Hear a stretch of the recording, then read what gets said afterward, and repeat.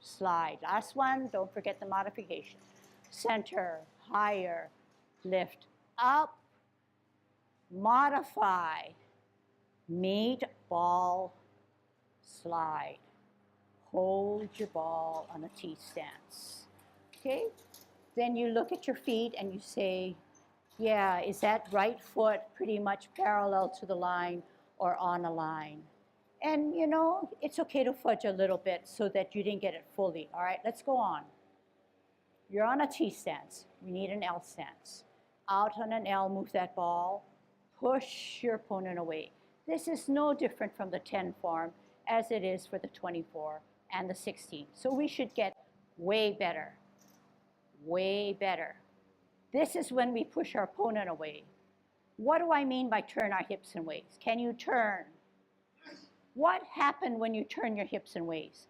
The forward hand took that position that we need. All right? Rest up. Right foot on a line. T stance, holding our ball. We need to get into an L stance. Out on an L. Push, forearm your opponent. We need to grasp the bird's tail. What do I always say? Can you do it? What did I say? You say it. Yeah, I heard 3 people, everybody. When you turn your hips and waist, what happens to your front hand? It gives you the position you need. Only when you finish your turning of your hips and waist, this back hand can then set nicely. What do I say? Reposition your hand. But when you reposition, it's dependent on where your body is. When you're in this position that you are in now, do your hands just swoop back because you need to get it back? N-O, okay? You sit down, sit back. The hands go for the ride. Contact. Push from the center where your energy is out, is centered, and then roll back. Okay, so let's practice that, okay? Let's practice that. So we know that repulsing of the monkey is not 90%, 80% accomplished, but sometimes if you dwell on it too long, nothing really is gained. But sometimes if you come away from something complex, whether it be a movement or a task, and come back with renewed and refreshed frame of mind, it sometimes does a better job for us. So we said that in order to grasp the bird's tail and first ward off, we needed to modify the last repulsing of the monkey. So when our foot is fully on a line and this way, okay? And it's the tendency, even for me, to crouch down. But we need to have a good pose there. We need good Tai Chi posture, but not this way, but rounded shoulders. Weight on the back. You're going to take an L stance. You're going to push your opponent away. We said the hands go for the ride. We said we need to turn our hips and waist. A lot of times people just go this way. A lot of times people just go this way. But to truly understand what Tai Chi is, you turn your hips and waist, reposition your hands, staggered rather than equal. To get back down there, I'm going to have to sit down, sit back, power that contact as I turn, but push out from the center. And that way you're using all your energy. When I come back, you remember I said come down to at least your hips or below. The energy is still in the back foot. It's being dispersed to come forward. You notice that it's not the hands dictating what the movement should be, but the hands are surely going for the ride. It is not leading my motion. Yeah, you see that, but it's easy said than done. So that's where practice comes in, and then seeing the whole picture and understanding what I just tried to communicate to you. All right, let's do it all from repulsing the monkey through grasping of the bird's tail. In your lute. Sets us up for repulsing of the monkey. Drop your front foot, center your front hand, glance at the back hand that's higher. Lift up, ear, toe, heel. Pivot to the middle as you repulse a monkey one. Center, higher, glance, lift up, ear, toe, heel. Meet in the center ball of your foot. Slide forward, slide back, two. Center, higher, open, glance, lift up, ear, toe, heel, meet in the center, ball of your foot, repulse, three. Center, higher, glance, lift up, ear, toe, modify that foot, repulse, final. Hold your ball on a T stance. No rushing. L stance, move the ball, push your opponent by forearming him. Turn hips and waist, reposition your hands.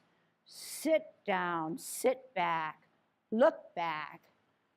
Turn your hips, contact, push from the center as your energy goes out. Shoulder width away, curling up, coiling up, down, beyond your hip, pushing up, then forward. When I say pushing, remember it's not just hands, it's your core. Sit back, sit down. Pivot.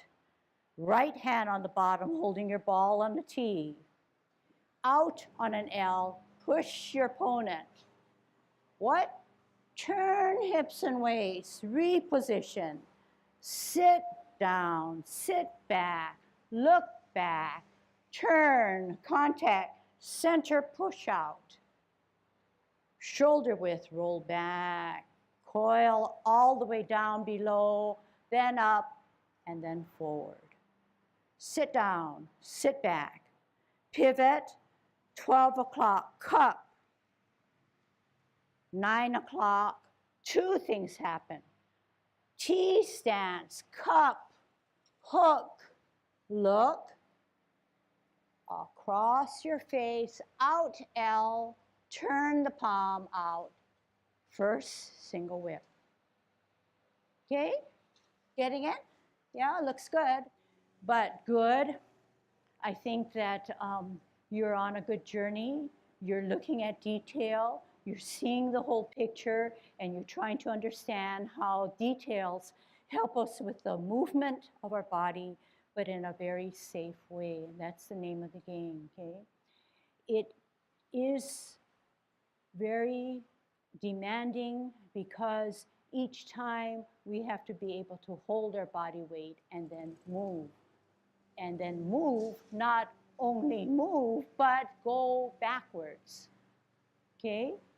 So you can see that the more you practice Tai Chi, the more you do good warm-ups, and the more you work on something, the more strength you can gain, the more endurance, so that the time factor now means a lot because we're holding it up for many, many more seconds. But here again, we counter our movements to help with safety. If we did not have hands and I just made you do this, yeah, maybe you can do it, but you'll feel that something is definitely missing because I don't have that balance that I need, such as in this one, such as what we do, okay? So all the time within our body, within our system, within our strong and active mind, we can put difficult, seemingly difficult movements into a pretty good play or in pretty good precision as long as we understand and teach our body how to do it, okay? An idea. So yes, when you part the wild horse's mane, you're giving a snack. You're also going up the horse's mane. You're also going up his mane and parting it, which means separating his mane or his hair, okay?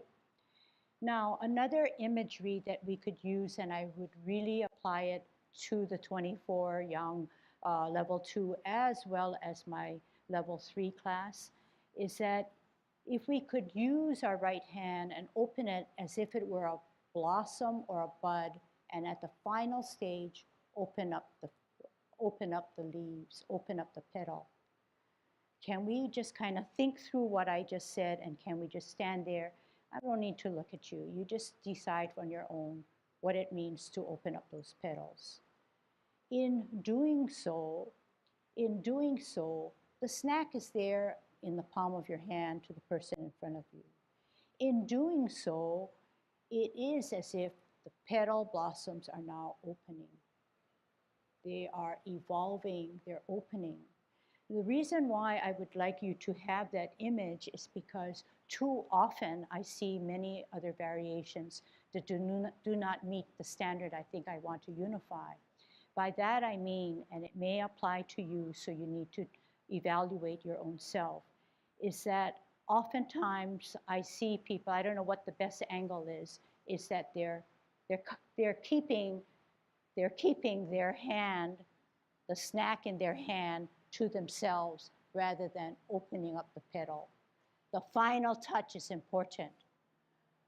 The final touch is important, whether it be your left hand or your right hand. It needs to come out. It cannot just shelter here or cup here, but it has to evolve. It has to open up to get a good stretch. You are locking in some of that energy by not revealing it and coming out with a flying diagonal. So with that in mind, that seems like a softer way of presenting a snack. You wouldn't just jam the snack in front of your friend. You wouldn't expect the flower to abruptly open up like that. So the imagery there is when you part the wild horse's mane, you're going up his mane in a soft way, but getting a good stretch.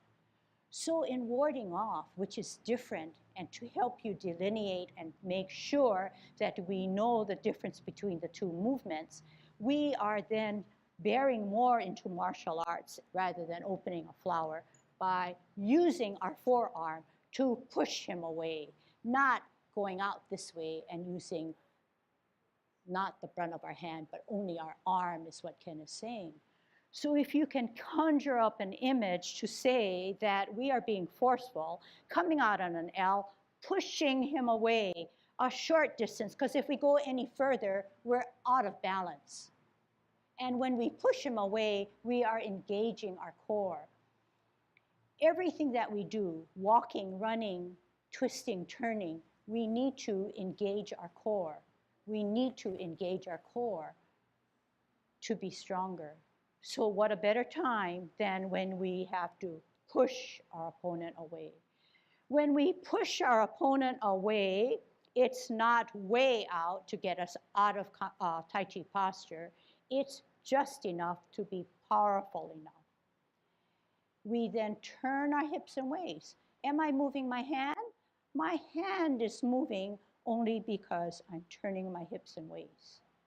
Turning, out on an L, ward off. Turn my hips and waists. Sit down. If I did not sit down, my hands would just float. I don't know what to do. Therefore, I need to get back there with everybody else is getting back there, so I just use my hands. No, you repositioned your hands. You want to sit on that imaginary stool. Therefore, the hands will come with me. As I turn my torso, my hands go for the ride. When I turn my hips and waists, my hands go for the ride. Watch more.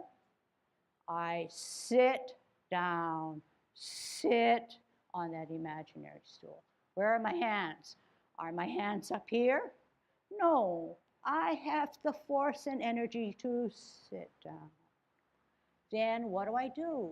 I can't stand it anymore. I'm coiled up. I need to then come up, relax, stretch out. Okay? So we have a lot to learn. We have a lot to build up. Learning can be taken in our mind mentally, but then we have to teach our body.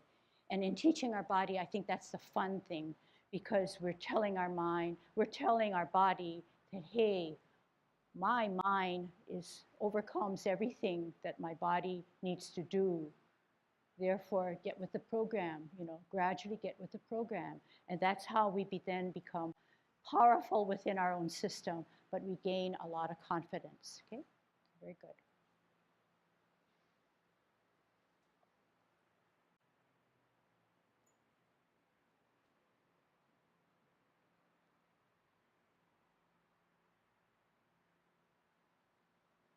Okay, good job. See you next time.